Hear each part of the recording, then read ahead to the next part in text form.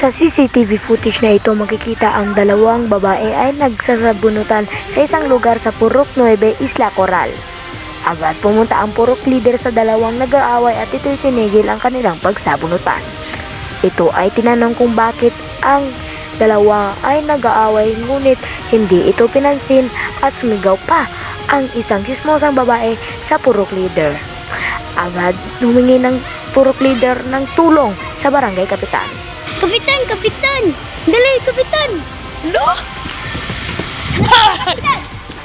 Oy, mabuhan mo! Away! Stop! Stopping! Why are you doing the away? Ginagawa na ninyo. Sigaw na ulo niyo! Kisa ni utang yung duha. Siya! Ikaw na. Otro, manday mo! Risoon na nila to! Ano nito sa barangay? Ayun, sige.